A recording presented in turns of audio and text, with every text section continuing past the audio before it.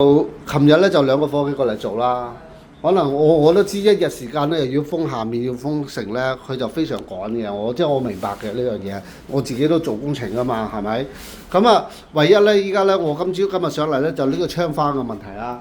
咁呢窗花咧其實咧我之前已經同你講過，淨係開中間，一就開左右兩邊嘅，就唔係全部嘅，係咪？係啦，咁啊變咗咧，依家個師傅咧就可能褪咗埋嚟呢邊啦，即係嗱個窿喺度，就算佢加多個咧都遮唔到側邊噶嘛。其實咧佢係裝錯咗嘅，我承認嘅，我都會過嚟幫你跟翻。咁啊，我點做咧？我將呢窗花就將呢個窗花改翻過嚟呢邊。咁啊呢一個咧有個咧就呢邊，即係話咧呢兩個窗花咧就啱尺寸嘅，就可淨係保護你中間，一係咧就安兩邊嘅。咁視乎你自己喜歡裝邊邊嘅，係啦嚇，就我即係呢樣嘢係我嘅問題，我有責任幫你跟翻嘅，係咁啊，同埋呢個咧都係嘅，呢個去水咧，因為落雨咧，呢個全部都水㗎啦。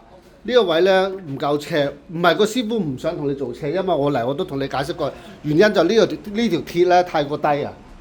呢一條睇個睇，冷氣師傅已經頂到盡㗎啦，唔關冷氣師傅事㗎，係你選呢個材料咧係咁啊，即係呢個冷氣機咧，其實應該你裝翻窗分就會好啲，但係個問題咧裝咗由得佢啦，冇拗呢個問題啦，我哋而家諗辦法解決啦嘛，諗辦法解決點樣解決咧？自然呢個嘢唔夠斜水咧，上面咧唔夠斜水，唯有喺呢度喺個底度，喺底度咧，我叫師傅梳個窿啦，跟住將啲水引落去下面呢度咯。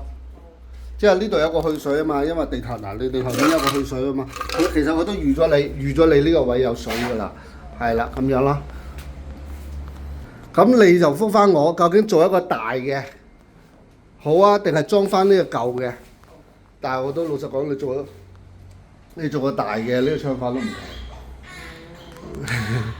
係啊，你諗下咁大幅個窗，成個窗花都唔平。係啦，好嘛？